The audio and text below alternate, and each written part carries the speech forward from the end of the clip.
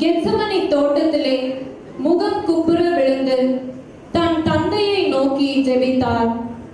அதன் அடையாளமாக இப்போது குருவானவர் தரையில் முகம் குப்புற விழுந்து தன் ஒன்றும் இல்லாமையை எண்ணி இறைவனிடம் வேண்டுகிறார். உலகிற்காக உயிர் கொடுத்த உத்தமர் இயேசுவின் பாடுகளை நாம் மனதில் சுமந்தவர்களாய் இப்பொழுது முழங்கால் படியிட்டு வேண்டுவோம். வழிகாட்டினை வாழ்வாக்கிட பக்தியோடு பங்கேற்போம். அனைவரும் முழங்கால் படியிடுவோம்.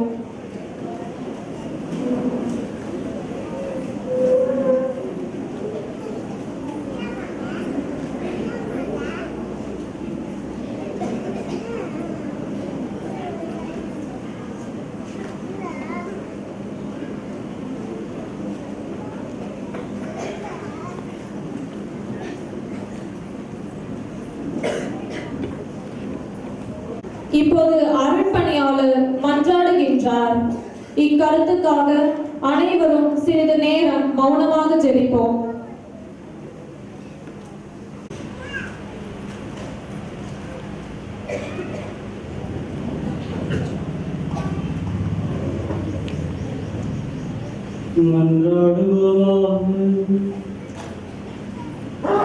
ஆண்டவரையும் திருமகன் கிறிஸ்து தமது இரத்தத்தை சிந்தி மடியார்களுக்காக பாஸ்கா மறை நிகழ்வை ஏற்படுத்தினாரே.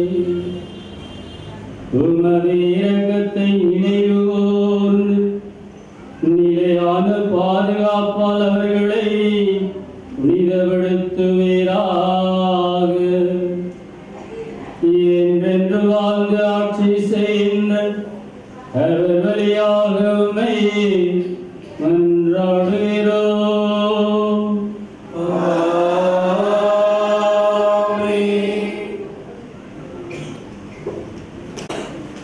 இன்றைய முதல் வாசகத்தில் இறைவாக்கினர் எசாயா இறைவனின் துன்புறும் ஊழியர் பற்றியும் அவர் ஏன் துன்புறுகிறார் என்பதையும் எடுத்துரைக்கின்றார். தன் துன்புறும் ஊழியர் வழியாக இறைவன் நம்மை நம் பாவங்கள் பிணியிலிருந்து நம்மை மீட்கின்றார் என்று உணர்த்தும் முதல் வாசகத்திற்கு செவிமடுப்போம்.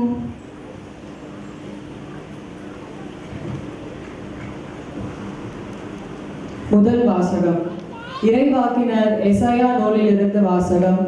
அதிகாரம் 52 இறைவசனங்கள் 13 அதிகாரம் 53 இறைவசனங்கள் 12 முடிய. இதோ என் ஊழியன் சிறப்படைவார், அவர் மேன்மைப்படுத்தப்பட்டு உயர்த்தப்பட்டு பெரிதும் மாற்றியுடுவார். அவரை கண்ட பலர் திகைப்புற்றனர். அவரது தோற்றம் பெரிதும் உருக்குலைந்திருந்ததால் மனித சாயலே அவருக்கு இல்லாதிருந்தது, மானிடரின் உருவமே அவருக்கு இல்லை. அவ்வாறே அவர் பல பிற இனத்தாரை அதிர்ச்சிக்குள்ளாக்குவார். அரசர்களும் அவரை முன்னிட்டு வாய்ப்பொங்கி நிற்பர். ஏனெனில் தங்களுக்கு சொல்லப்படாததை அவர்கள் காண்பர், தாங்கள் கேள்விப்படாததை அவர்கள் புரிந்து கொள்வர். நாங்கள் அறிவித்ததை நம்பியவர் யார்? ஆண்டவரின் ஆற்றல் யாருக்கு வெளிப்படுத்தப்பட்டது? இளங்கலில் போலும் வறண்ட நில வேர் போலும் ஆண்டவர் முன்னிலையில் அவர் வளர்ந்தார். நாம் பார்ப்பதற்கேற்ப அமைப்போ அவருக்கில்லை, நாம் விரும்பத்தக்க தோற்றமும் அவருக்கில்லை. அவர் இகழப்பட்டார், மனிதரால் புறக்கணிக்கப்பட்டார். வேதனையுற்ற மனிதராய் இருந்தார், நோயுற்று நலிந்தார். காண்போர் தம் முகத்தை மூடிக்கொள்ளும் நிலையில் அவர் இருந்தார். அவர் இழிவுபடுத்தப்பட்டார், அவரை நாம் மதிக்கவில்லை. மெய்யாகவே அவர் நம் பிணிகளை தாங்கிக் கொண்டார், நம் துன்பங்களை சுமந்து கொண்டார். நாமோ அவர் கடவுளால் வதைக்கப்பட்டு நொறுக்கப்பட்டவர் என்றும் சிறுமைப்படுத்தப்பட்டவர் என்றும் எண்ணினோம். அவரோ நம் குற்றங்களுக்காக காயமடைந்தார், நம் தீ செயல்களுக்காக நொறுக்கப்பட்டார். நமக்கு நிறைவாழ்வை அளிக்க அவர் தண்டிக்கப்பட்டார். அவர் தம் காயங்களால் நாம் குணமடைகின்றோம். ஆடுகளைப் போல நாம் அனைவரும் வழி தவறி அலைந்தோம். நாம் எல்லோரும் நம் வழியே நடந்தோம். ஆண்டவரோ நம் அனைவரின் தீ செயல்களையும் அவர் மேல் சுமத்தினார். அவர் ஒடுக்கப்பட்டார், சிறுமைப்படுத்தப்பட்டார். ஆயினும் அவர் தம் வாயை திறக்கவில்லை. அடிப்பதற்கு இழுத்து செல்லப்பட்டு ஆட்டுக்குட்டி போலும், உரோமம் கத்தரிப்போர் முன்னிலையில் கத்தாத செம்மறி போலும் அவர் தம் வாயை திறவாதிருந்தார். அவர் கைது செய்யப்பட்டு தீர்ப்பிடப்பட்டு இழுத்து செல்லப்பட்டார். அவருக்கு நேர்ந்ததை பற்றி அக்கறை கொண்டவர் யார்? ஏனெனில் வாழ்வோர் உலகினின்று அவர் அகற்றப்பட்டார். என் மக்களின் குற்றத்தை முன்னிட்டு கொலையுண்டார். வன்செயல் எதுவும் அவர் செய்ததில்லை, வஞ்சனை எதுவும் அவர் வாயில் இருந்ததில்லை. ஆயினும் தீயவரிடையே அவருக்கு கல்லறை அமைத்தார்கள். செத்தபோது அவர் செல்வரோடு இருந்தார். அவரை நொறுக்கவும் நோயால் வதைக்கவும் ஆண்டவர் திருவுளம் கொண்டார். அவர் தம் உயிரை குற்ற நீக்க பலியாக தந்தார். எனவே தம் வழிமரபு கண்டு நீடு வாழ்வார். ஆண்டவரின் திருவுளம் அவர் கையில் சிறப்புறும். அவர் தம் துன்ப வாழ்வின் பயனை கண்டு நிறைவடைவார். நேரியவராகிய என் ஊழியர் தம் அறிவால் பலரை நேர்மையாளராக்குவார். அவர்களின் தீ செயல்களை தாமே சுமந்து கொள்வார். ஆதலால் நாம் அவருக்கு மதிப்பு மிக்கவரிடையே சிறப்பளிப்பேன்.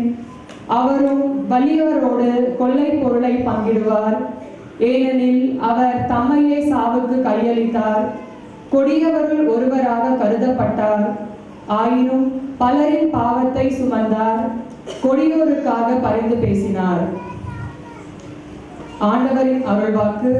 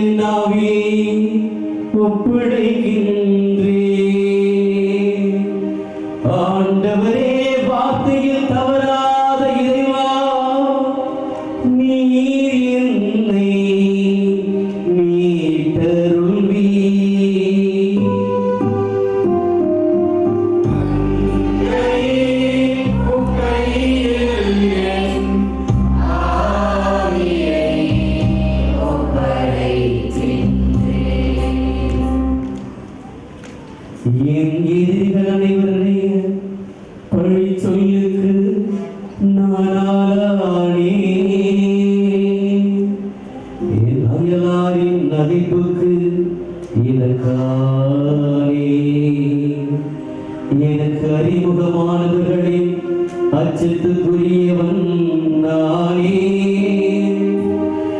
வெளியே என்னை காண்கிறவர்கள் என்னை விட்டு ஓடுகின்ற இறந்து போனவன் போல் பிறர் கண்ணுக்கு மறைவாயே உடைந்து போன மார்க்கழத்தை போராலே.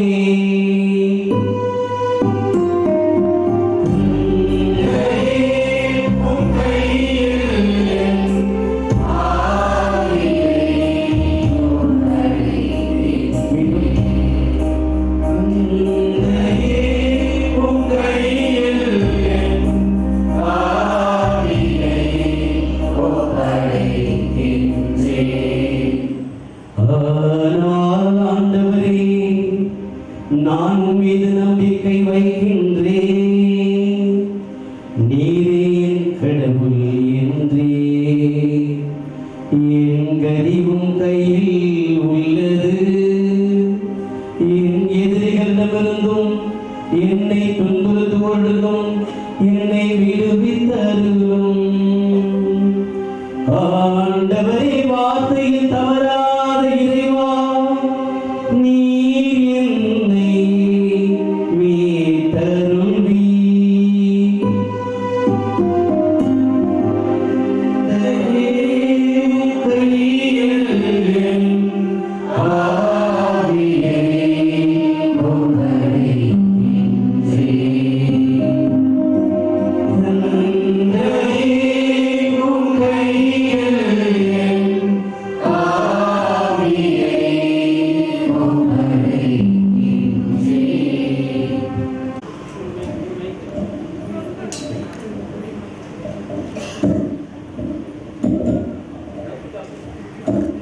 துன்புறும் ஊழியராய் நமக்காக உயிர் திறந்தவர் நம் கிறிஸ்து இயேசு. அவர் பாவத்தை தவிர மற்ற அனைத்திலும் மனிதரைப் போல் வாழ்ந்தார். தந்தைக்கு கீழ்ப்படிந்து இறை சித்தத்தை நிறைவேற்றினார். அவரே நமக்கு எல்லாம். அவரது அரியணையை தேடி நாம் செல்வோம் என அழைக்கும் எபிரேய திருமுகத்திற்கு செவிமடுப்போம்.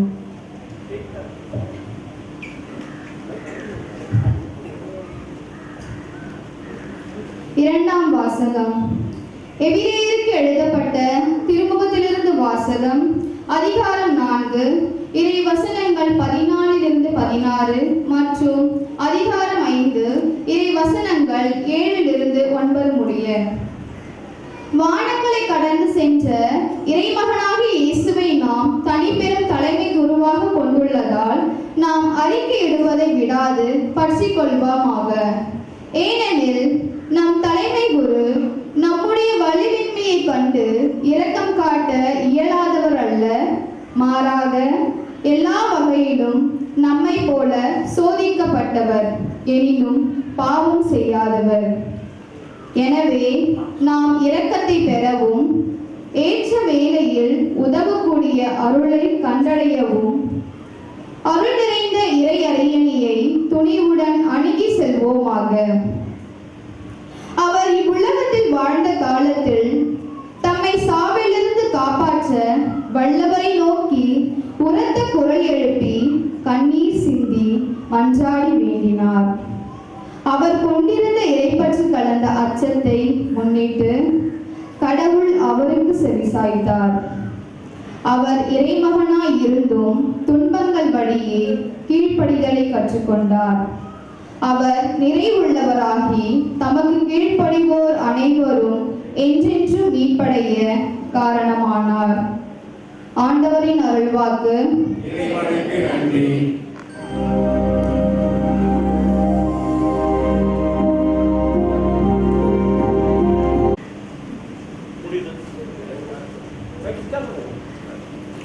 புனித யோவான் எழுதியபடி இயேசுவின் திருப்பாடுகள். இயேசு தம் சீடர்களோடு கெதரோன் என்னும் நீரோடையை கடந்து சென்றார். அங்கே ஒரு தோட்டம் இருந்தது. தம் சீடர்களோடு இயேசு அதில் நுழைந்தார். அவரை காட்டிக் கொடுத்த யூதாசுக்கு அந்த இடம் தெரியும். ஏனெனில் இயேசுவும் அவருடைய சீடர்களும் அடிக்கடி அங்கு கூடுவர். படைப்பிரிவினரையும் தலைமை குருக்களும் பரிசேயரும் அனுப்பிய காவலர்களையும் கூட்டிக் கொண்டு யூதாசு விளக்குகளோடும் பந்தங்களோடும் படை கலங்களோடும் அங்கே வந்தான். தமக்கு நிகழ போகிற அனைத்தையும் இயேசு அறிந்து அவர்கள் முன் சென்று, யாரை தேடுகிறீர்கள் என்று கேட்டார். அவர்கள் மறுமொழியாக, நாசரேத்து இயேசுவை தேடுகிறோம் என்றார்கள். இயேசு, நான் தான் என்றார். அவரை காட்டிக் கொடுத்த யூதாசும் அவர்களோடு நின்று கொண்டிருந்தான். நான் தான் என்று இயேசு அவர்களிடம் சொன்னதும் அவர்கள் பின்வாங்கி தரையில் விழுந்தார்கள். யாரை தேடுகிறீர்கள் என்று இயேசு மீண்டும் அவர்களிடம் கேட்டார். அவர்கள் நாசரேத்து இயேசுவை தேடுகிறோம் என்றார்கள். இயேசு அவர்களை பார்த்து, நான் தான் என்று உங்களிடம் சொன்னேனே, நீங்கள் என்னை தேடுங்கள் என்றால் இவர்களை போக விடுங்கள் என்றார். நீ என்னிடம் ஒப்படைத்தவர்களுள் எவரையும் நான் இழந்து விடவில்லை என்று அவரே கூறியிருந்தது இவ்வாறு நிறைவேறியது. சீமோன் பேதுருவிடம் ஒரு வாள் இருந்தது. அவர் அதை உருவி தலைமை குருவின் பணியாளரை தாக்கி அவரது வலக்காதை வெட்டினார். அப்பணியாளரின் பெயர் மால்கோ. இயேசு பேதுருவிடம், வாளை உரையில் போடு. தந்தை எனக்கு அழைத்த துன்பக் கிணத்திலிருந்து நான் குடிக்காமல் இருப்பேனோ என்றார். படைப்பிரிவினரும் 1000 தலைவரும் யூதர்களின் காவலர்களும் இயேசுவை பிடித்து கட்டி முதலில் அவரை அண்ணாவிடம் கொண்டு சென்றார்கள். ஏனெனில் அந்த ஆண்டில் தலைமை குருவாய் இருந்த கயபாவுக்கு அவர் மாமனார்.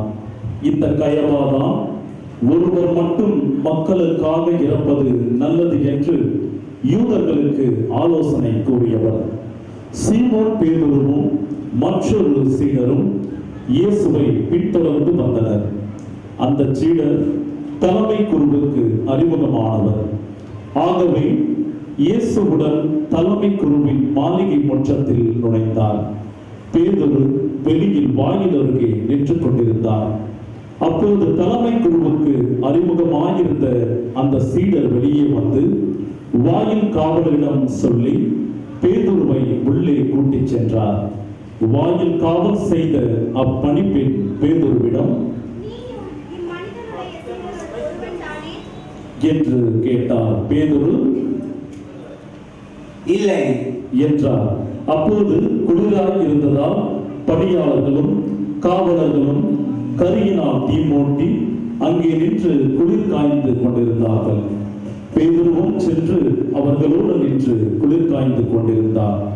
தலைமை குரு இயேசுவின் சீடர்களை பற்றியும் அவருடைய போதனையை பற்றியும் அவரிடம் கேட்டார். இயேசு அவரை பார்த்து, நான் உலகறிய வெளிப்படையாக பேசினேன். யூதர் அனைவரும் கூடி வரும் தொழுகை கூட்டங்களிலும் கோவிலும் தான் எப்போதும் கற்பித்து வந்தேன். நான் மறைவாக எதையும் பேசியதில்லை. ஏன் என்னிடம் கேட்கிறேன்? நான் பேசியதை கேட்டுக்கொண்டவரிடம் கேட்டு பாரும்.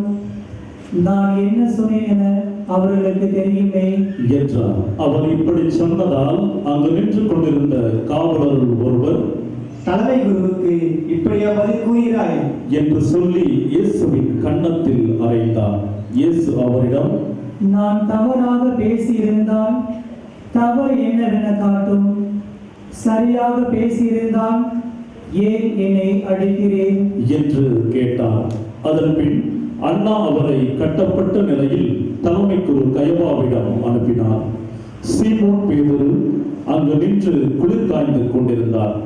அப்போது அங்கிருந்தவர்கள் அவரிடம், நீயும் அவனுடைய சீடர்களுள் ஒருவன் தானே என்று கேட்டனர்.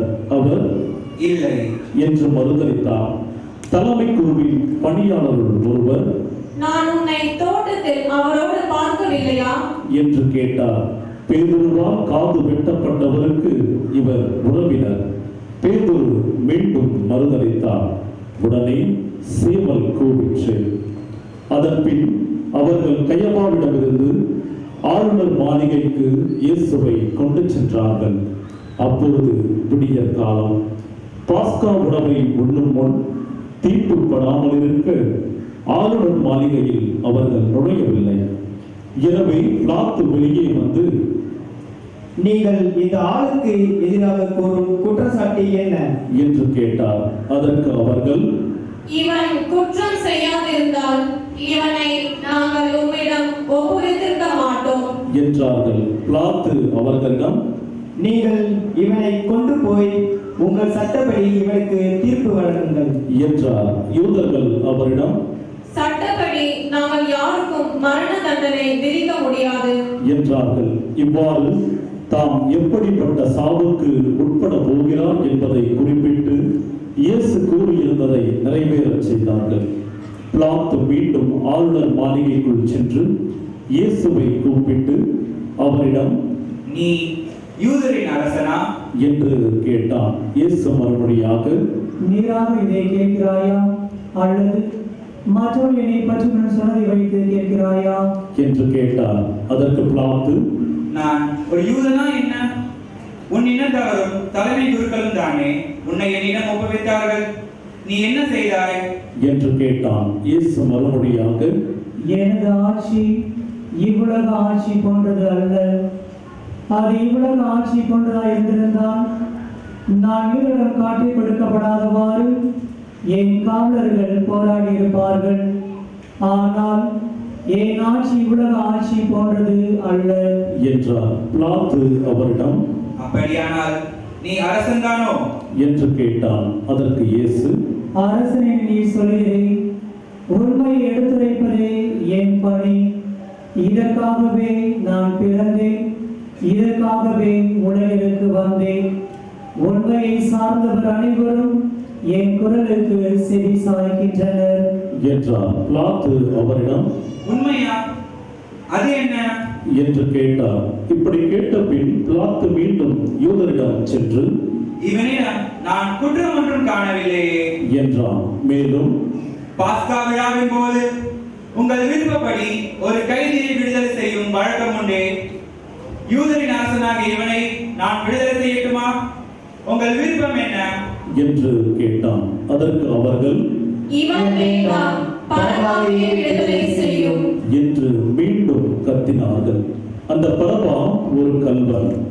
பின்னர் பிலாத்து இயேசுவை சாட்டையால் அடிக்கச் செய்தான்.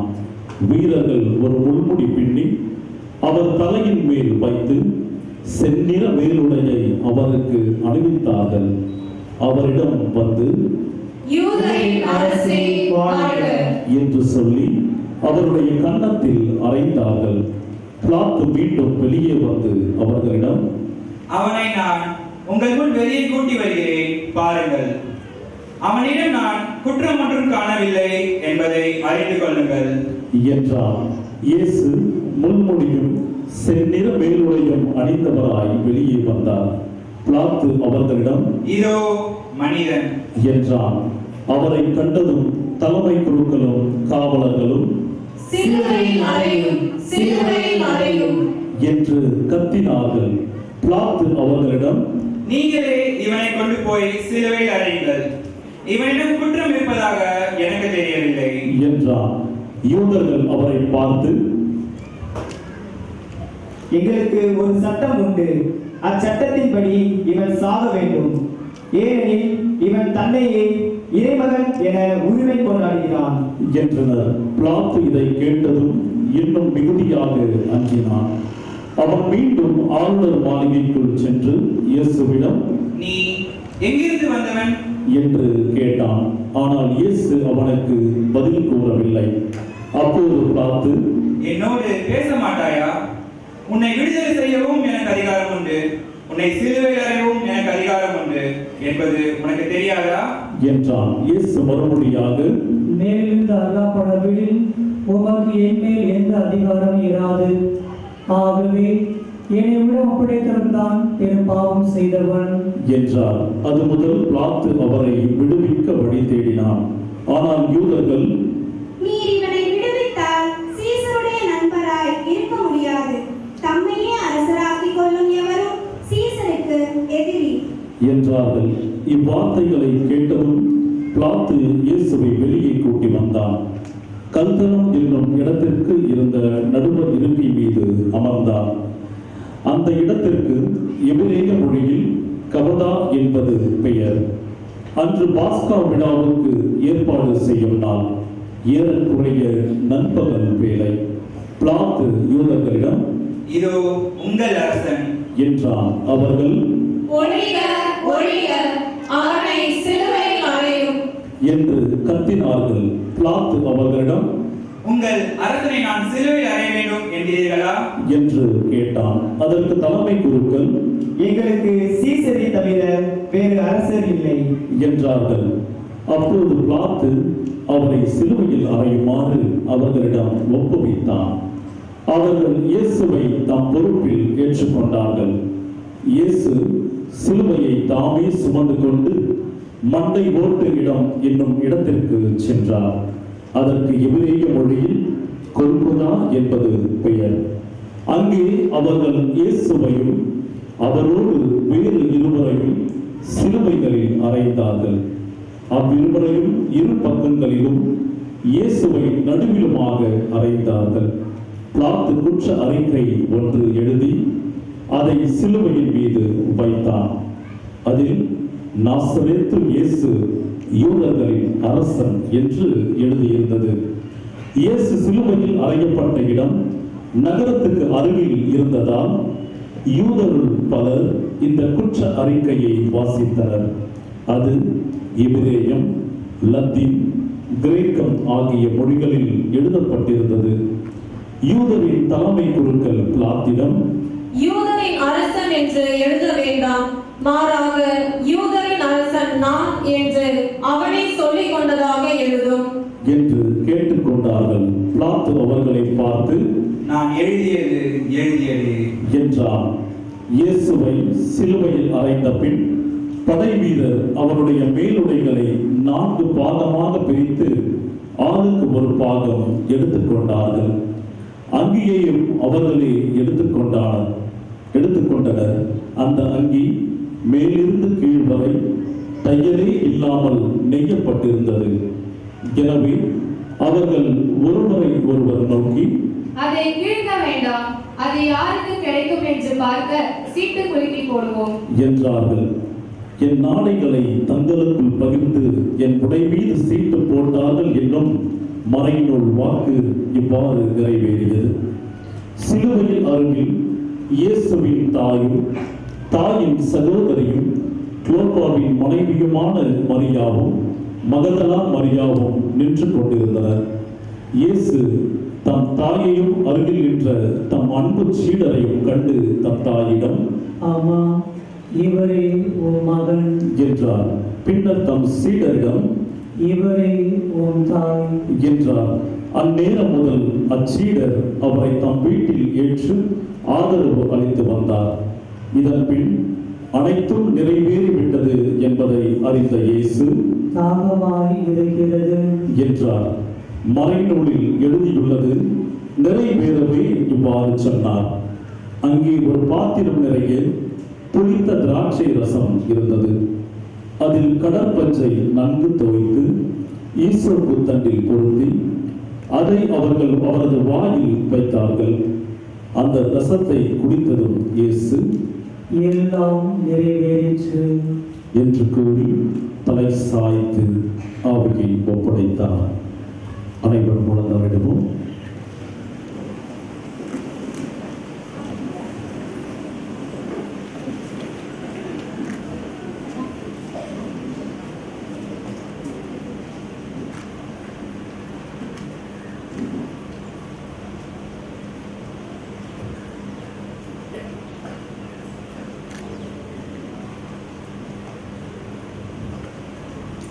அனைவரும் எழுந்து நிற்போம்.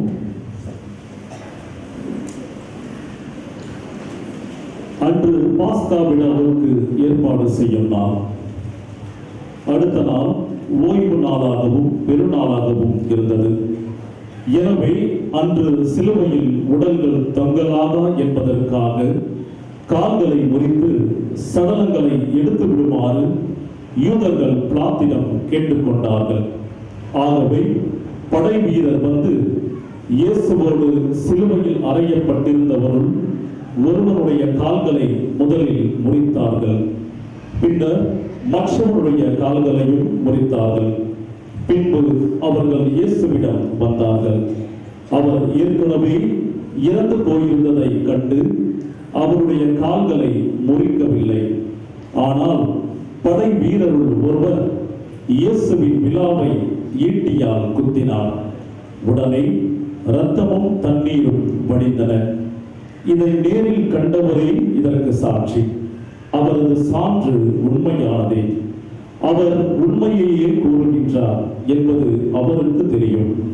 நீங்களும் நம்ப வேண்டும் என்பதற்காகவே அவர் இதை கூறுகின்றார். எந்த எலும்பும் முறிப்படாது என்னும் மறைநூல் வாக்கு இவ்வாறு நிறைவேறியது. மேலும் தாங்கள் ஊடுருவ குத்தியவரை உற்று நோக்குவார்கள் என்று மறைநூல் கூறுகிறது. அரிமத்தேயா ஊரை சார்ந்த யோசிப்பு என்பவர் இயேசுவின் சீடர்களுள் ஒருவர். யூதருக்கு அஞ்சியதால் தம்மை சீடர் என்று வெளிப்படையாக காட்டிக்கொள்ளாதவர். அவர் இயேசுவின் உடலை எடுத்துக்கொண்டு போக பிலாத்திடம் அனுமதி கேட்டார். பிலாத்தும் அனுமதி கொடுத்தான். யோசேப்பு வந்து இயேசுவின் சடலத்தை எடுத்துக்கொண்டு போனார். முன்பு ஒருமுறை இரவில் இயேசுவிடம் வந்த நிக்கதேம் என்பவரும் அங்கு வந்து சேர்ந்தார். அவர் வெள்ளை தோளமும் சந்தன தூளும் கலந்து ஏறக்குறைய 30 கிலோகிராம் கொண்டு வந்தார். அவர்கள் இயேசுவின் உடலை எடுத்து யூத அடக்க முறைப்படி நறுமண பொருட்களுடன் துணிகளால் சுற்றி கட்டினார்கள். அவர் சிலுவையில் அறையப்பட்டிருந்த இடத்தில் ஒரு தோட்டம் இருந்தது. அங்கே புதிய கல்லறை ஒன்று இருந்தது. அதில் அதுவரை யாரும் அடக்கம் செய்யப்படவில்லை. அன்று பாஸ்கா விழாவுக்கு ஆயத்த நாளாய் இருந்ததாலும் அக்கல்லறை அருகில் இருந்ததாலும் அவர்கள் இயேசுவை அதில் அடக்கம் செய்தார்கள்.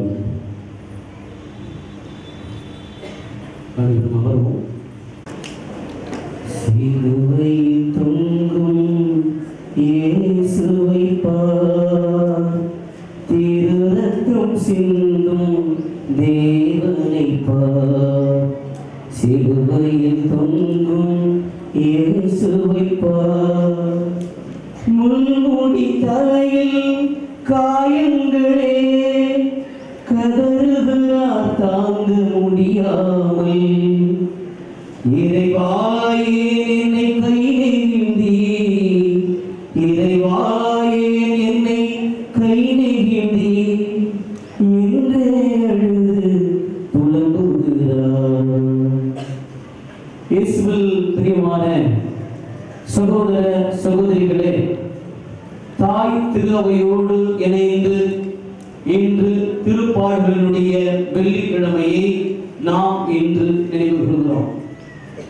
இந்த சிலுவை பாதை நாம் காலையிலிருந்து மேற்கொண்ட ஆராதனை மற்றும் அனைத்து பக்தி முயற்சிகளும் நமக்கெல்லாம் உள்ளுக்குள்ளார என்ன இந்த அடி அடிச்சிருந்தாங்க இயேசுவை, ஏன் இவ்வளவு அன்புக்குரியவர்களே, நம்முடைய இந்த 40 நாட்களிலே மிக அற்புதமான முன்னெடுப்புகளை நாம் ஏறெடுத்து நம்ம பல்வேறு முயற்சிகளை, நம்ம தியானம், தவக்கால யாத்திரை, ஆராதனை, திருமலையிலே திருப்பலி என்று ஏராளமான காரியங்களை எல்லாம் நாம் நிச்சயம் செய்திருக்கிறோம்.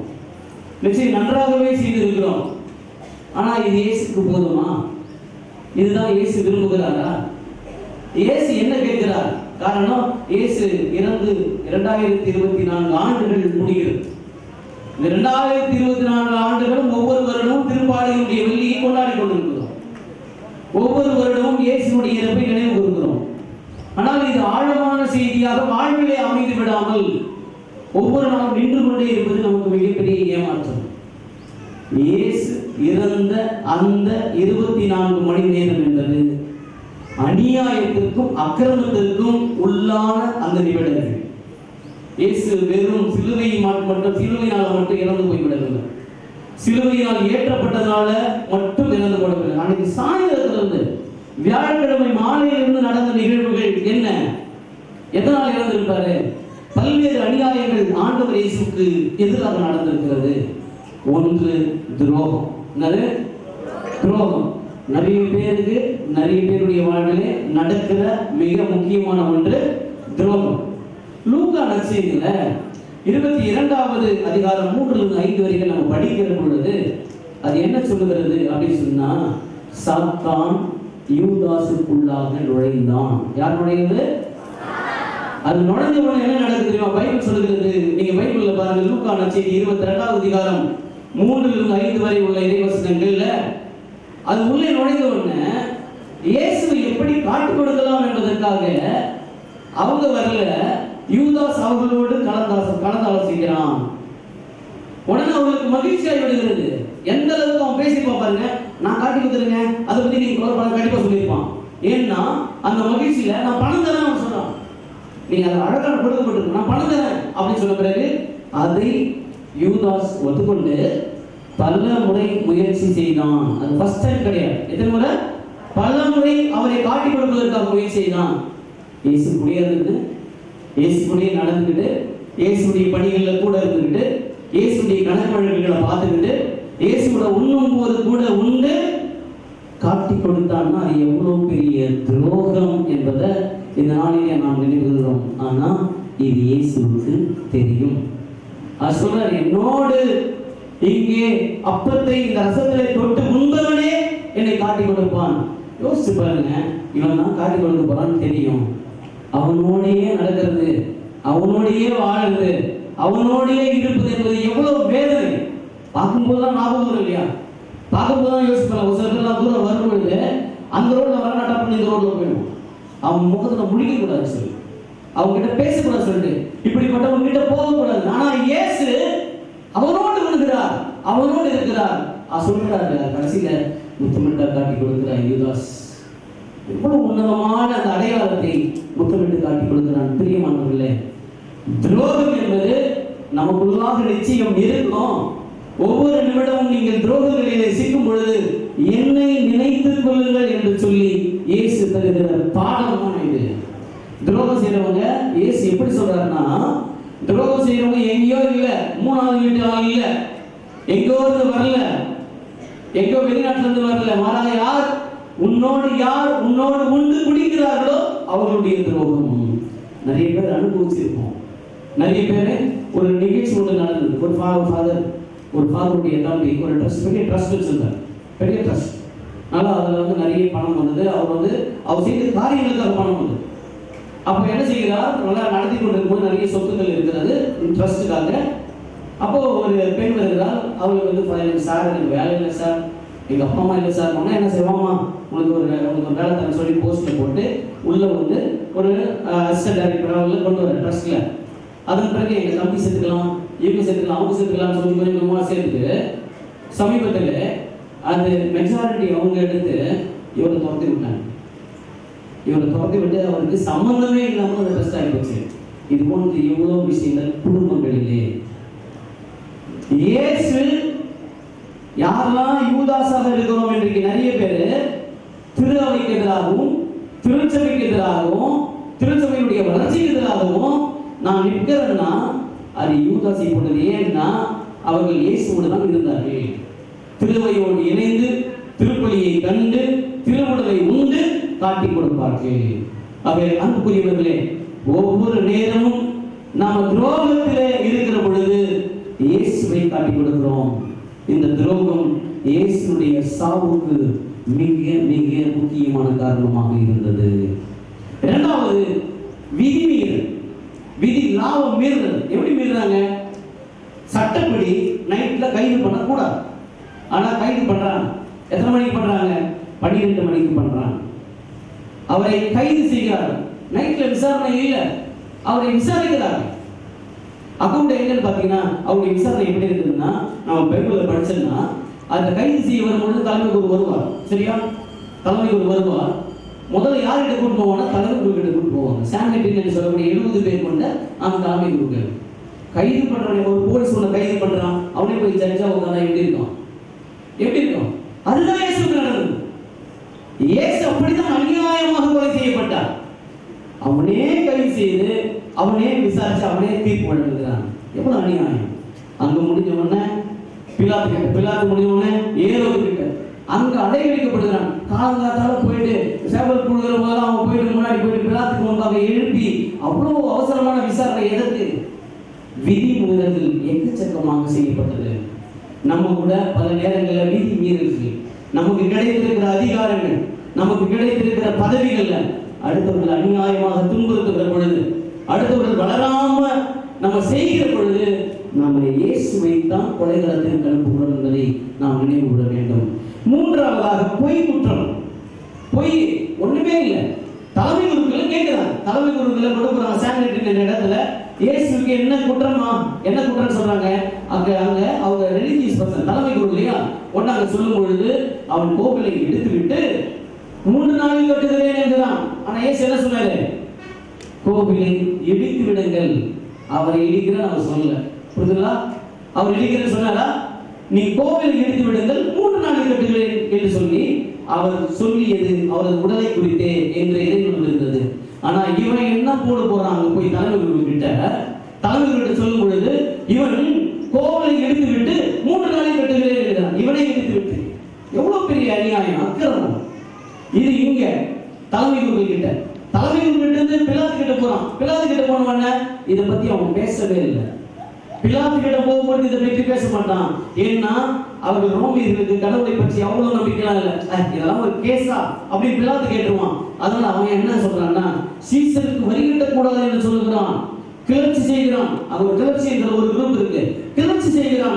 தான் அவருக்கு கோபம் இருக்கிறது. அங்க யூதரின் அரசன் மார்க் நற்செய்தியில 15வது அதிகாரத்துல 5 முறைக்கு மேல யூதரின் அரசன் குறிப்பிடப்பட்டிருக்கும். காரணம் அவருடைய அரசை மாற்றுவதற்காக வந்து சொன்னாலும் அவன் தண்டனை கொடுப்பான். ஆக இதை பொறுத்த வரைக்கும் இங்க ஒரு குற்றத்தை காமிக்கிறாங்க, அங்க ஒரு குற்றத்தை காமிக்கிறாங்க. மார்க் நற்செய்தியிலே சொல்லுகிறது அவர்கள் வாதம் எந்தத்திலும் பொருந்துவதாய் இல்லை. அப்போ பொய் குற்றம் சுமத்துகிறார்கள். நண்புரியவர்களே, நிறைய நேரங்கள்ல நம்மோடு வாழ்பவர்கள நமக்கு தெரியாத ஒரு விஷயத்தை பொய் குற்றம் சுமத்துகிற பொழுது, அவர்கள் மேல அந்த பொய் குற்றத்தை நாம் ஏற்றுகிற பொழுது, நம்ம கண்ணால பார்க்காத ஒரு விஷயத்தை சொல்லுகிற பொழுது, நம்ம இயேசுவை மீண்டுமாய் நம்ம எங்க அறிகிறோம்னா இயேசுவை கொலைக்களத்தில் அறிந்து விடுகிறோம். 40 ஒன்று என்னது? ஒன்று என்ன சொன்ன? துரோகம். இரண்டாவது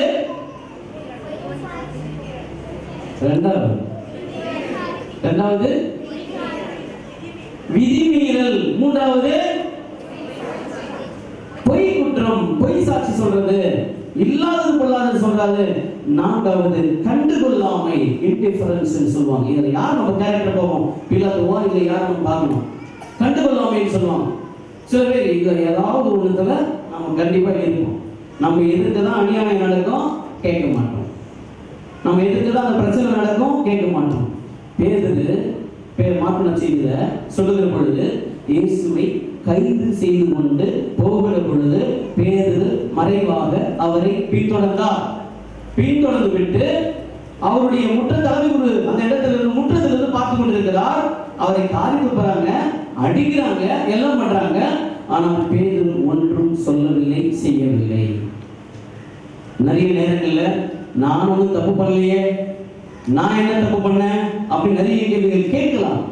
ஆனா உன் கண்ணுக்கு முன்பாக வைக்கப்பட்டிருக்கிற அநியாயங்கள், அக்கிரமங்கள், உன் குடும்பத்திலே நடக்கிற பொழுது வாயை மூடிக்கொண்டு எது உண்மை என்று தெரிந்தும் கூட, எது தவறு என்று தெரிந்தும் கூட வாய் திறக்காத மனிதர்களாய் நாம் இருக்கும் பொழுது அங்கே பேதுருவை போல இயேசுவை கொலைகளத்திற்கு அனுப்பிய மனிதர்களும் நாம் ஒன்றாக மாறுவோம். அன்புக்குரியவர்களே, இயேசு தனிமைப்படுத்துதல், தனியாகுதல் ரொம்ப வருத்தப்பட்டார். இயேசு என்னோட 1 மணி நேரம் உன்னால ஜெபிக்க முடியாதா, என்னால 1 மணி நேரம் என்னோட இருக்க முடியாதா, ஜெபிக்க முடியாதா, எவ்வளவு வருத்தம், எவ்வளவு வேதனை. எதுவுமே செய்யல, எதுவுமே செய்யாத ஒருவரை இவ்வளவு காயப்படுத்தி இவ்வளவு அவமானப்படுத்தி செய்யறாங்க. அந்த நேரத்தில் யாரும் இல்லை என்பது எவ்வளவு பெரிய கஷ்டம். இன்னைக்கு எத்தனை தாய் தந்தைகள் தனிமைப்படுத்தல் இருக்காங்க தெரியுமா?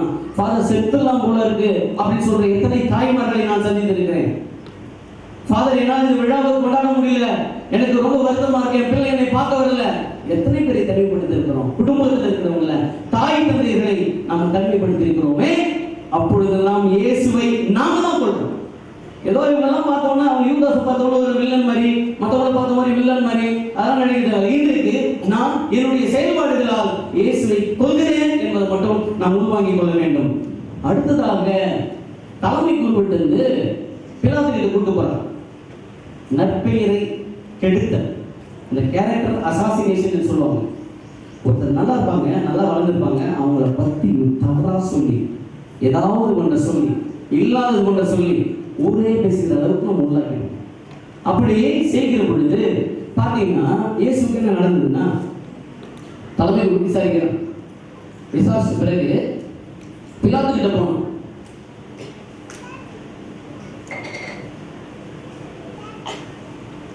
பிலாத்துக்கிட்ட தான் போகணும். சரி, ஒரு குழந்தை பதில் சொல்லு, பிலாத்துக்கிட்ட போகணும்.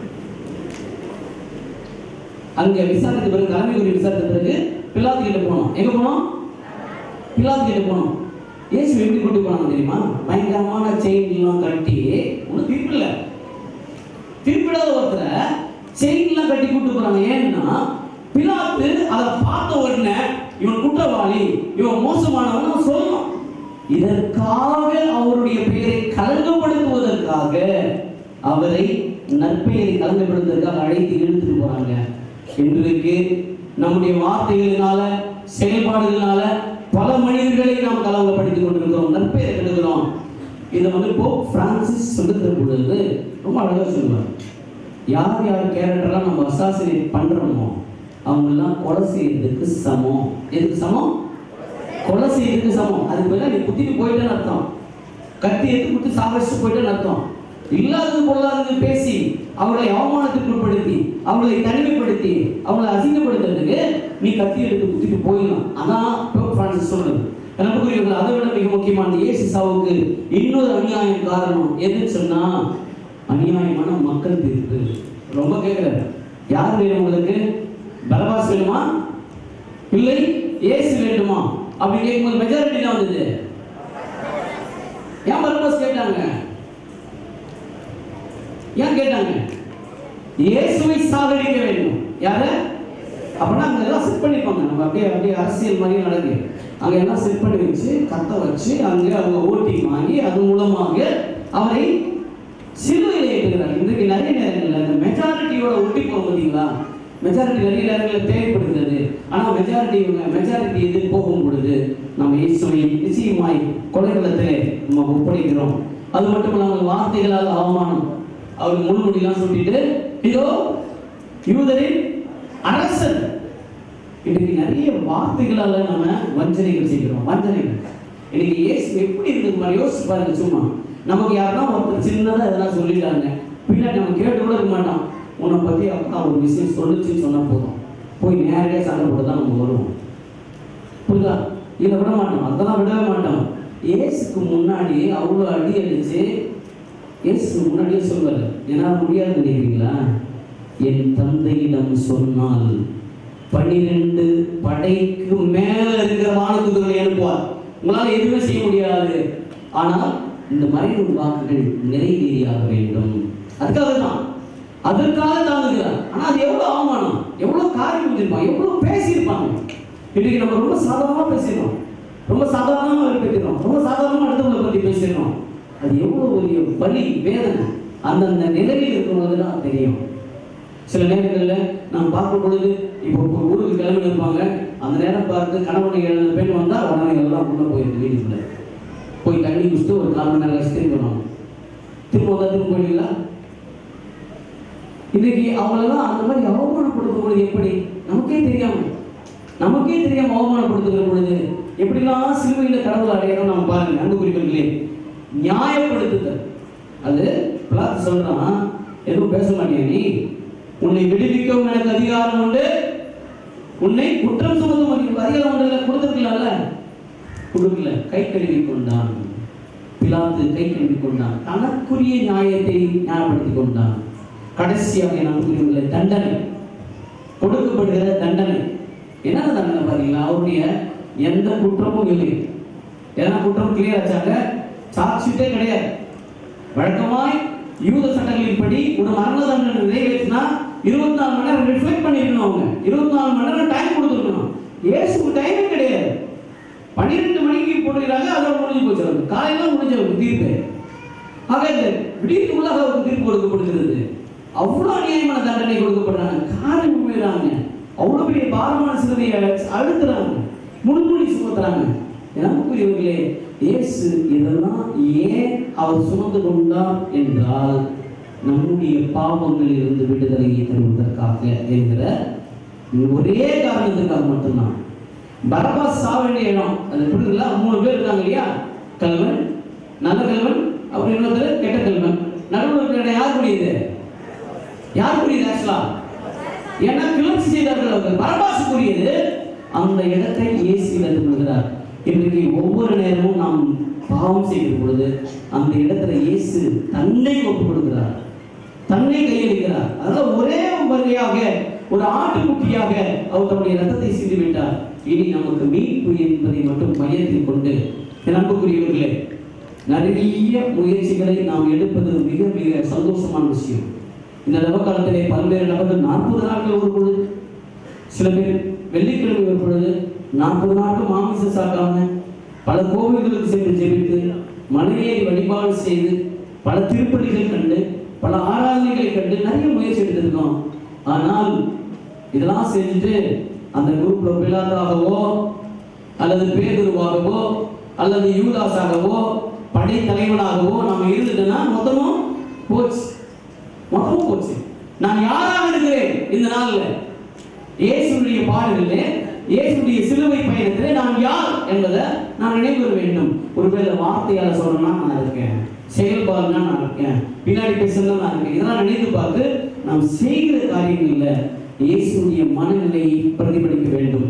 தொடக்க நூல் 9:6 எவருடைய ரத்தத்தை எவரது ரத்தத்தையாவது சிந்தனைன்னா உங்களுடைய ரத்தம் வேறொருவரால் சிந்தப்படும், ஏனென்றால் கடவுள் அவர்களை தம் உருவில் படைத்துள்ளார் என்பதை படிக்கிறோம். மத்தேயு செய்தி 25வது அதிகாரத்திலே சின்ன சிறிய சகோதரர்களுக்கு செய்கிற பொழுதெல்லாம் எனக்கு செய்தி, நல்ல செய்தினா நல்லது, கெட்டது செய்தால் கெட்டது என்பதை உணர்ந்து கொண்டு இயேசுடைய இறப்பு என்பது ஒரு மிகப்பெரிய நமக்கு அடையாளம், நம்முடைய வாழ்வுக்கான அடையாளம். நான் இருந்துட்டேன், பரபாஸ் பதிலாக நான் போனேன், உனக்கு பதிலாக நான் செல்கிறேன், உன்னுடைய கஷ்டத்தை நான் ஏற்றுக்கொள்வதனுடைய அடையாளம். ஆக இதை உருவாகி கொண்டு நாம் தொடர்ந்து ஜெயிப்போம். இறைவன் ஒருவரை ஆசீர்வதிப்பாராக. ஆமென்.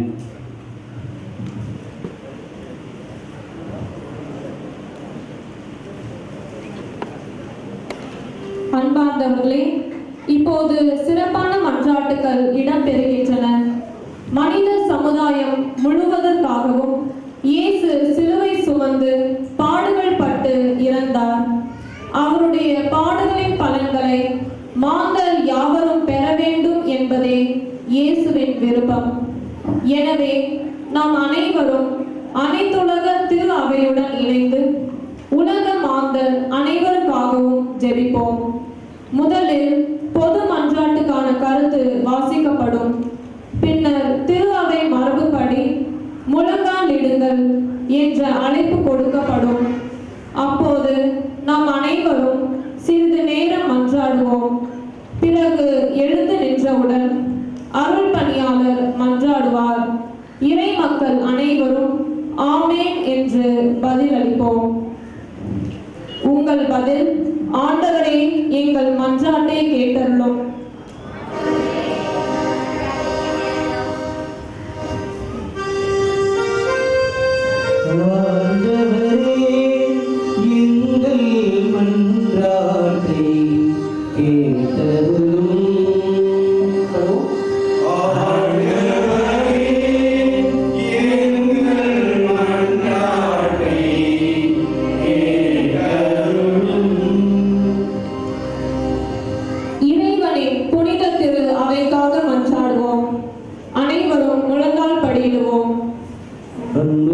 சகோதர சகோதரிகளே, இறைவனின் புதிய திரு அவைக்காக மன்றாடுவோம்.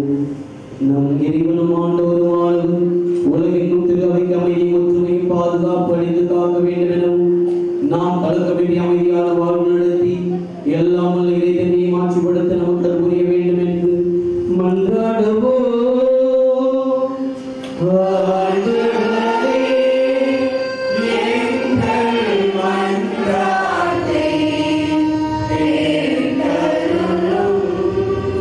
எழுந்து நிற்போம்.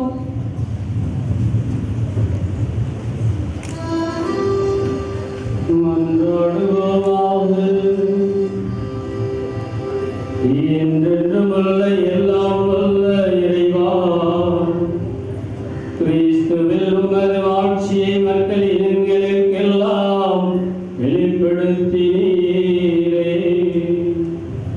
உம்முடைய இரக்கத்தின் செயல்களை நீர் பாதுகாப்பதால் உலகெங்கு பரவி இருக்கும் திரு அவை உறுதியான நம்பிக்கையுடன் உமது பேரை அறிக்கையிடுவதில் நிலைத்திருக்க செய்வீராக.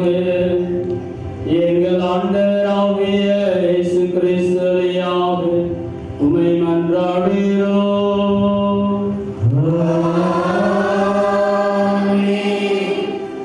நம் புனித திருத்தந்தை பிரான்சிஸ் அவர்களுக்காக மன்றாடுவோம். முழங்கால் படியிடுவோம். நம் புனித திருத்தந்தை பிரான்சிஸுக்காக மன்றாடுவோம். தலைமையாய் நிலைக்கு அவரை தேர்ந்தெடுத்த நம் இறைவனும் ஆண்டவருமானவர் எவ்வகை தீங்குமின்றி அவரை பேணி காப்பாராக. அதனால் அவர் இறைவனின் புனித மக்களை வழிநடத்தி தம்முடைய புனித திருவை வளர்ந்தர செய்ய வேண்டும் என்று மன்றாடுவோம்.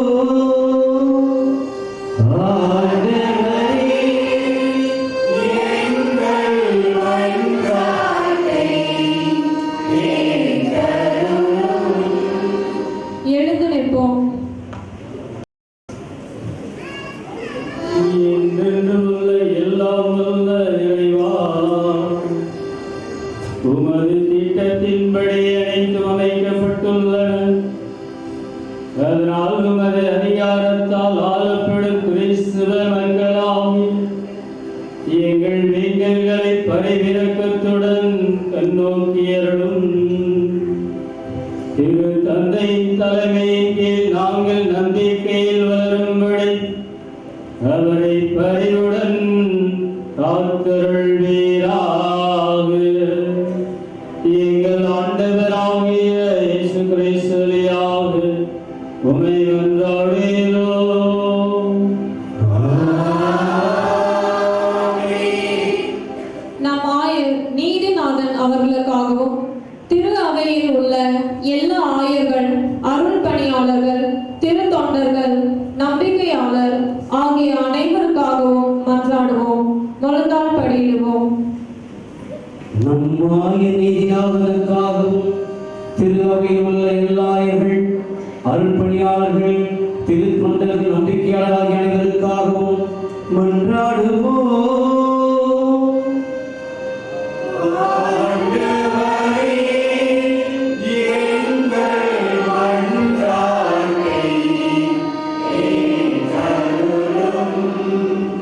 எழுந்து நிற்போம். என்றென்றுமுள்ள எல்லாம் வல்ல இறைவா, உம்முடைய ஆவியாரால் திரு அவை முழுவதும் அர்ச்சிக்கப்பெற்று ஆளப்படுகின்றது. உம்முடைய திருநிலை பணியாளர்கள் அனைவருக்காகவும் நாங்கள் செய்யும் வேண்டலை கேட்டருளும். அதனால் எல்லா நிலையினரும் உமது அருள் கொடையாம் உமக்கு உண்மையுடன் ஊழியம் புரிவார்களாக. எங்கள் ஆண்டவராகிய இயேசு கிறிஸ்துவியாக உம்மை மன்றாடுகிறோம்.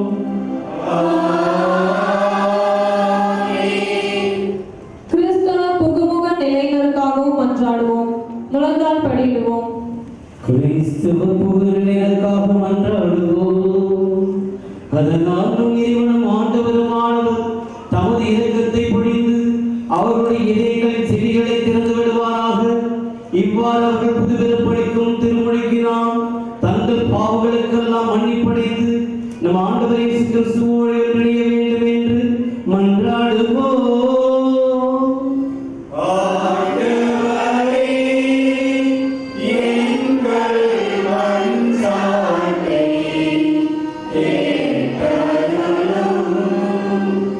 எழுந்து நிற்போம்.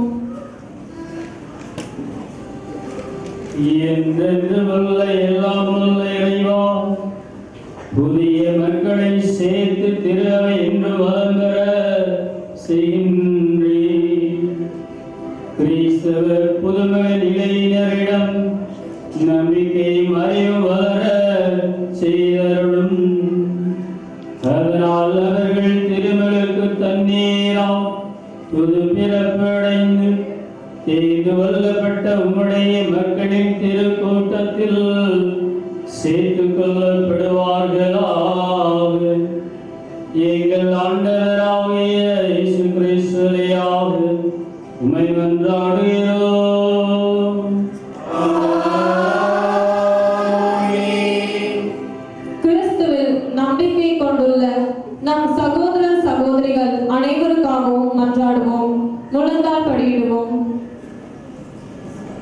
கிறிஸ்துவில் நம்பிக்கை கொண்டுள்ள சகோதர சகோதரர்களுக்காகவும் மன்றாடுவோம்.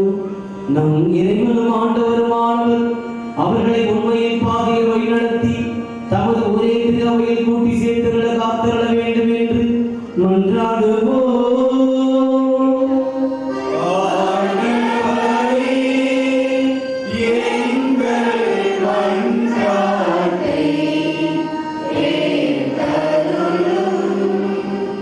எழுந்து நிற்போம். இறைவா, சிதறந்தவர்களை ஒன்று சேர்ப்பவரும் ஒருங்கிணைந்தவற்றை பேணி காப்பவரும் நீரே. உம் திருமகனின் மந்தையை கனியுடன் கண்ணோக்கியருளும். இவ்வாறு ஒரே திருமுழுக்கினால் தூய்மைப்படுத்தி அவர்களை நம்பிக்கை முழுமையால் இணைத்து அன்பின் பிணைப்பால் ஒன்று சேர்ப்பீராக. எங்கள் ஆண்டவராகிய இயேசு கிறிஸ்துவியாக உம்மை மன்றாடுகிறோம்.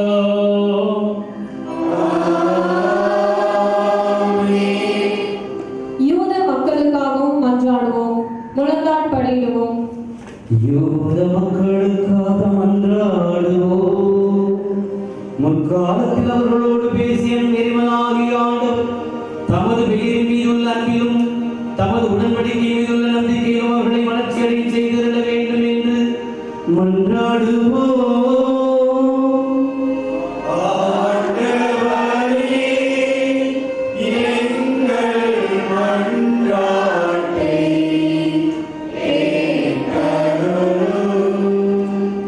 எழுந்து நிற்போம்.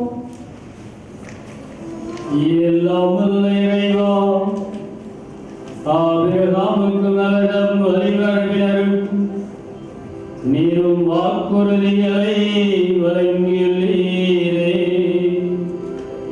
அதனால் முதலாக நீ தேர்ந்து கொண்ட மக்கள் உமது மீட்பின் நிறைவை பெற்றுக்கொள்ள உமது திரு அவையின் வேண்டுதலுக்கு கனிவாய் செவிசாய்ப்பீராக. எங்கள் ஆண்டவராகிய இயேசு கிறிஸ்து வழியாக உம்மை மன்றாடுகிறோம். கிறிஸ்துவில் நம்பிக்கை கொள்ளாதவர்களுக்காகவும் மன்றாடுவோம். முழந்தாள் படியிடுவோம். கிறிஸ்துவில் நம்பிக்கை கொள்ளாதவர்களுக்காக மன்றாடுவோம். தூய ஆவியாரின் ஒளியை பெற்று அவர்களும் மீட்பு பாதைக்கு வந்து சேர வேண்டும் என்று மன்றாடுவோம்.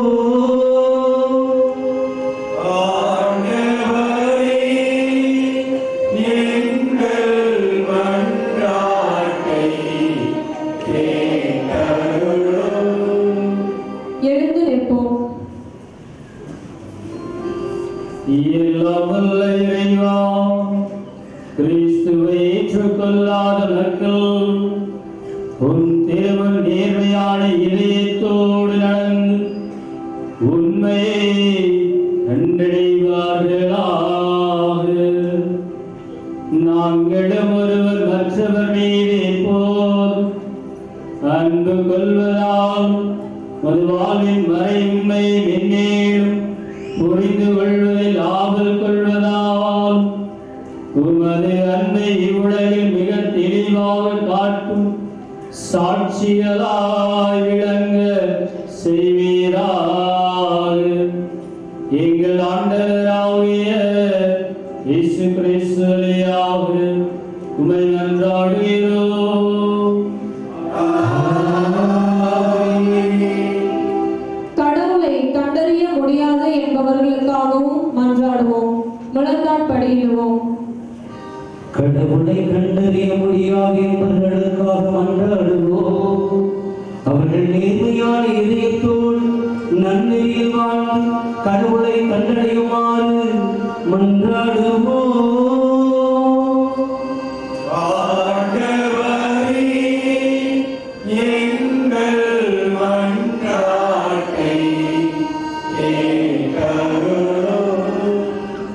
எழுந்து நிற்போம்.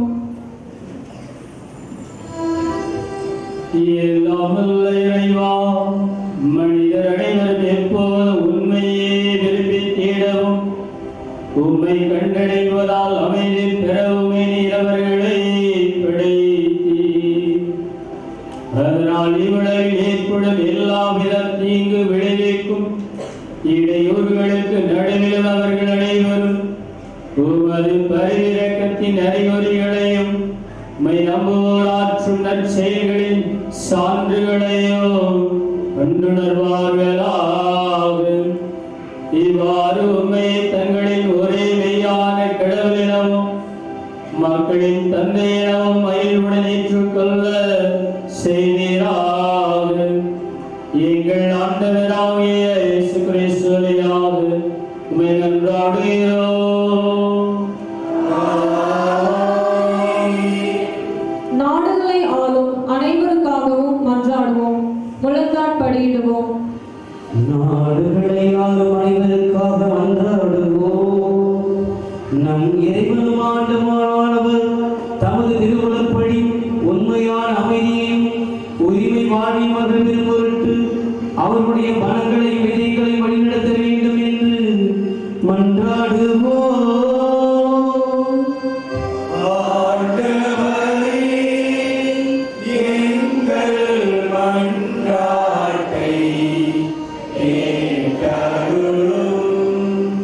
எழுந்து நிற்போம்.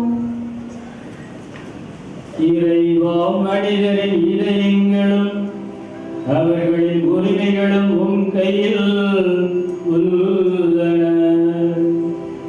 உலகெங்கு மக்களின் பலமான வாழ்வும் அமைதியின் உறுதிப்பாடும் சமய உரிமையும் உமது கொடையால் நிலை பெறுமாறு எங்களை ஆள்வோரை கனிவுடன் கண்ணோக்குவீராக.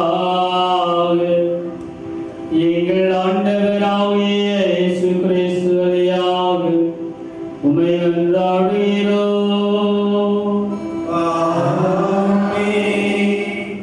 துன்புறும் அனைவருக்காகவும் எல்லாம் வல்ல தந்தையாகிய கடவுளிடம் மன்றாடுவோம். முழந்தாட்படியிடுவோம்.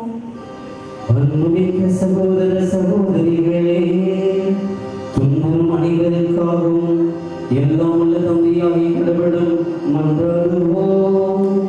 தவறுகள் அனைத்திலும் உலகை தூய்மைப்படுத்தவும், பிடிகள் நீங்கி பஞ்சம் ஒழியவும், சிறைகள் திறக்கப்பட்டு தலைகள் திறக்கப்படவும், வழிபோக்கு பாதுகாப்பு பெறவும், பயணம் செய்வோர் நலமாக வீடு திரும்பவும், நோயுற்றோர் நலம் பெறவும், இருக்கின்றவர்கள் மீட்பு பெறவும் மன்றாடுவோம்.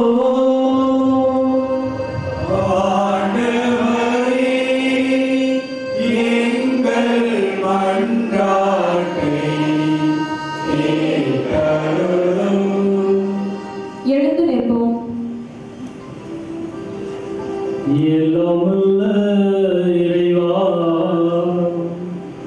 துயருற்றோருக்கு ஆறுதலும் வருந்துவோருக்கு திடனும் நீரே.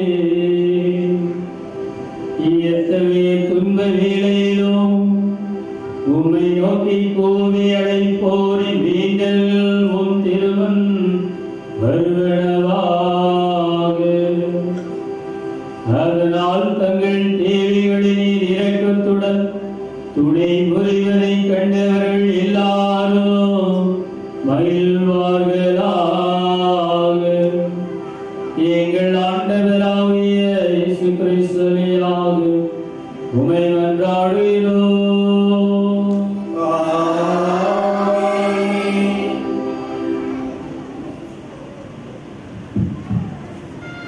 இரண்டாம் பகுதி திருச்சிலுவை ஆராதனை. இன்றைய சாகடித்தது இயேசுவின் இந்த சிலுவை மரம்தான்.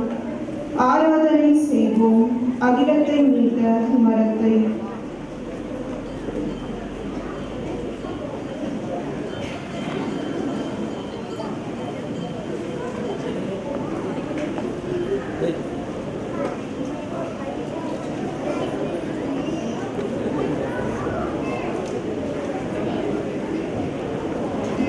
இப்பொழுது குருவானவர் மூடப்பட்ட திரு சிலுவையை பவனியாக கொண்டு வருவார்.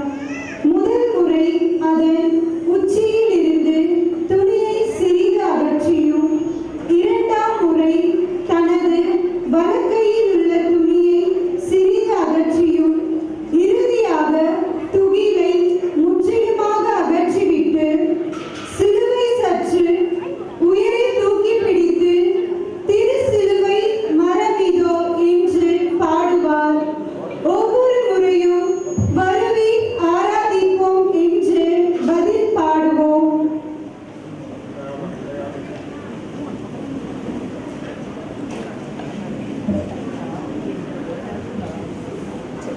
இப்போது திருச்சிலுவை ஆராதனைக்காக வைக்கப்படும். திருச்சிலுவையின் இருபுறமும் எரியும் திரிகள் ஏற்றப்படுகின்றன. இறை மக்களின் வசதிக்காக திருச்சிலுவை 5 இடங்களில் வைக்கப்படும்.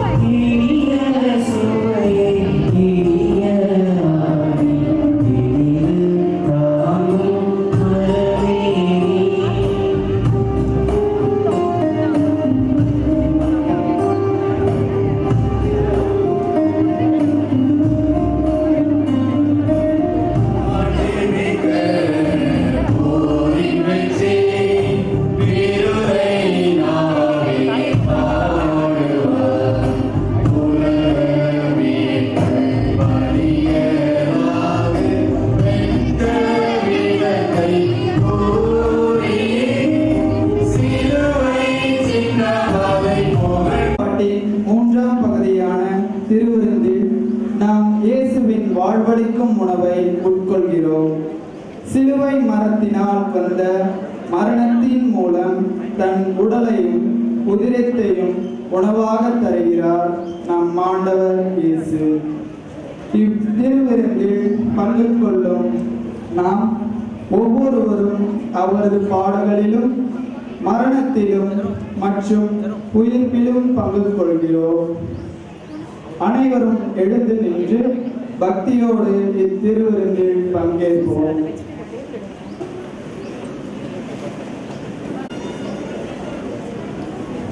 இப்பொழுது பீடத்தின் மீது துணி விரித்து திருமேனி துகிலும் திருப்பலி புத்தகமும் வைக்கப்படும். பின் இரு பணியாளர் எரியும் திரிகளை அருள் பணியாளரின் இரு பக்கத்திலும் பிடித்து வர ஏற்கனவே அர்ச்சிக்கப்பட்ட புனிதமிகு நற்கருணையை அருள் பணியாளர் பீடத்தின் மீது வைப்பார். அப்பொழுது அனைவரும் மௌனமாக நின்று இவ்வழிபாட்டில் பங்கேற்போம்.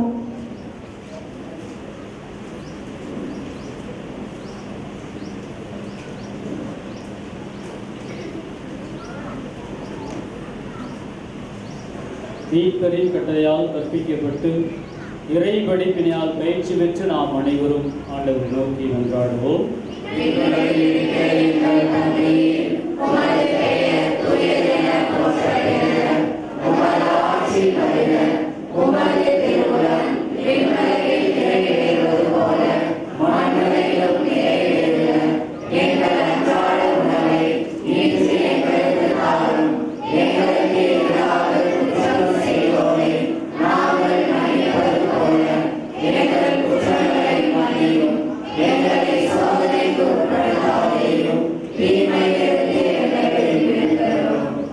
ஆண்டவரே, தீமை அனைத்திலிருந்து எங்களை விடுவித்து எங்கள் வாழ்நாளில் அமைதியை கனிவுடன் அருளவும் மன்றாடுகின்றோம். உமது இரக்கத்தின் உதவியால் நாங்கள் பாவத்திலிருந்து எப்போதும் விடுதலை பெற்று யாதொரு கலக்கமும் இன்றி நலமாயிருப்போமாக. நாங்கள் எதிர்நோக்கி இருக்கின்ற பேரின்பத்துக்காகவும் இணைப்பிராக இயேசு கிறிஸ்துவினுடைய வருகைக்காகவும் காத்திருக்கின்றோம்.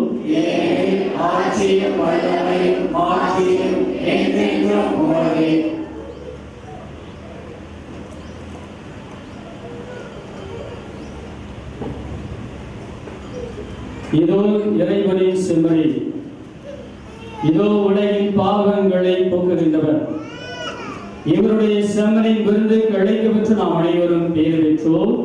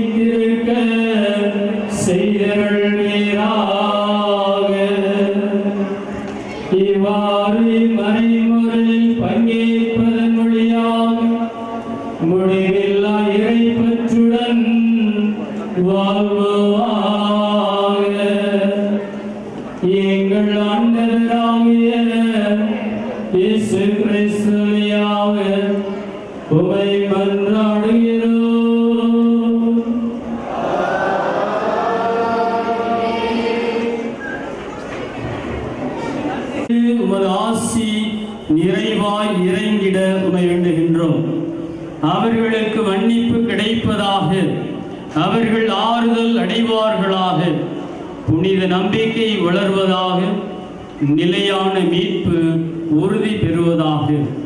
எங்கள் ஆண்டவராகிய இயேசு கிறிஸ்து வழியாக உம்மை மன்றாடுகிறோம். ஆமென்.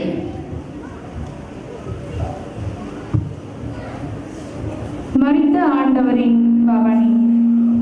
அன்று இயேசுவின் மரணம் குறித்து அரசு நண்பர்கள் இல்லாத நாதியற்ற ஒரு உடல் இங்கே ஊர்வலம் போக இருக்கிறது. உற்றார் உறவினர்கள் இல்லாத அந்நியமாக்கப்பட்ட ஒரு உடல் இங்கே பாலோட்டி சீராட்டி தன் மடியில் கிடத்தி தாலாட்டு பாடிய அன்னை மரியாள் சித்திரவதை செய்யப்பட்டு சின்ன பின்னமாக்கப்பட்டு சிலுவையில் தொங்கிய உடலை மடியில் கிடத்தி ஒப்பாரி வைத்து அழுகின்றார். ஆறுதல் தர மனமிருந்தால் நாமும் இந்த ஊர்வலத்தில் பங்கெடுப்போம். நான் ஏற்றி பிறக்கும் மனித குலத்திற்கு நம்பிக்கை கொடுக்கும் மக்களாக இருப்போம் என்றால் இயேசுவின் மரண ஊர்வலத்தில் பங்கெடுப்போம். பவுனி செல்கிற போது பூக்கடை குடிகள் வீசி தூவி ஊர்வலம் போகுது,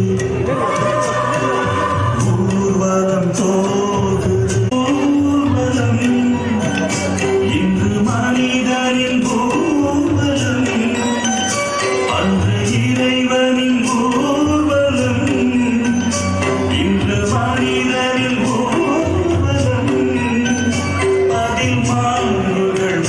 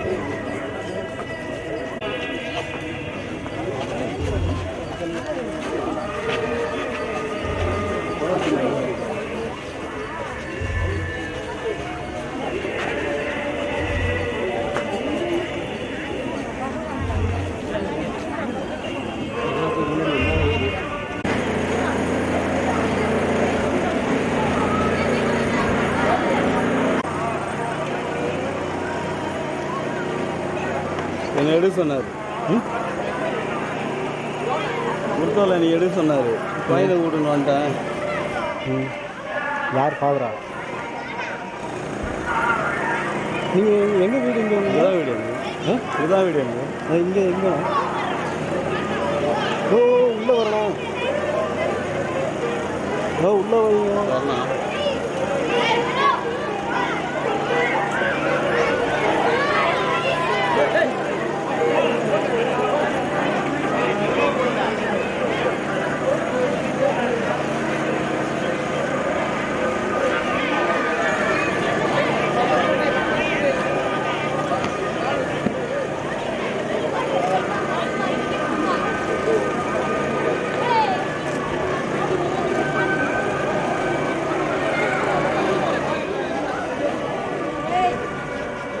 ஆனால் ஃப்ரைம் வரணும் வரணும்.